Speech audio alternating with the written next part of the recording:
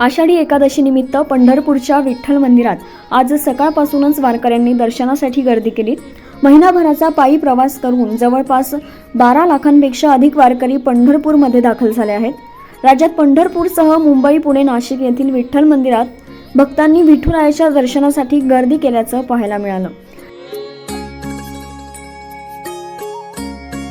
प्रति पंढरपूर म्हणून ओळखले जाणाऱ्या नाशिकच्या पंचवटीतील श्री विठ्ठल मंदिरात दर्शनासाठी भाविकांची प्रचंड गर्दी होती। पंचवटीतील हे विठ्ठल मंदिर इतिहासकालीन असून श्री काळाराम मंदिराच्या दक्षिण प्रवेशद्वाराजवळ आहे।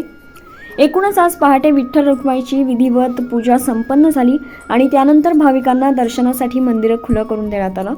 नाशिक शहर पोलीस आयुक्त संदीप कर्णिक यांनी देखील विठुरायाचं दर्शन घेतलं। यानंतर त्यांनी प्रसार माध्यमांशी संवाद साधत आषाढी एकादशी निमित्त शुभेच्छा दिल्या।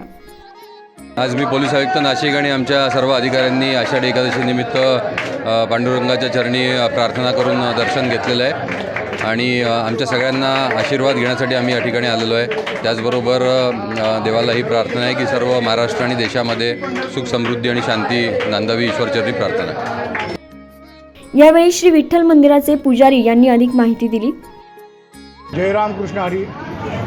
सर्व महाराष्ट्राचं आराध्य दैवत भगवान श्री पांडुरंग व माता रुक्मिणीच्या ह्या अभूतपूर्व आषाढी एकादशी सोहळ्याला सर्व भाविकांना हार्दिक शुभेच्छा। सर्व महाराष्ट्रामध्ये, सर्व भारतामध्ये पुरेसा पाऊस, पुरेसं अन्नधान्य पिकू द्यावं हीच ईश्वरचरणी प्रार्थना करतो। आज आषाढी एकादशी निमित्त सकाळी 5:30 वाजता काका आरती झाली। त्यानंतर देवांना अवभृ स्नान घालून देवांना इथे नवीन वस्त्र परिधान करण्यात आले। त्यानंतर पारंपरिक आभूषणं परिधान करून 11:30 वाजता आरती करण्यात आली व त्यानंतर प्रसाद वाटप करण्यात आले। नाशिकमधील हे 180 वर्ष जुनं विठ्ठल मंदिर असल्यामुळे याला प्रति पंढरपूर म्हणूनच लोक, नाशिकचे लोक संबोधतात व पारंपरिक लोक जे आहेत, ते भाविक जो आहेत, ते ह्या निमित्ताने इथे दर्शनाला लांबून येत असतात। त्याचप्रमाणे दिवसभर इथे आज प्रसाद वाटपाचा कार्यक्रम होणार आहे। संध्याकाळी नंदकुमार देशपांडे यांचं भावगीतं भक्तिगीतांचा कार्यक्रम होणार आहे। त्यानंतर संध्याकाळी 7 वाजता आरती करून इथे दिवसभर लोकांना प्रसाद वाटप करण्यात येईल। आषाढी एकादशी निमित्त मंदिराला आकर्षक विद्युत रोषणाई करण्यात आली असून पहाटेपासूनच भाविकांनी दर्शनासाठी गर्दी केली आहे।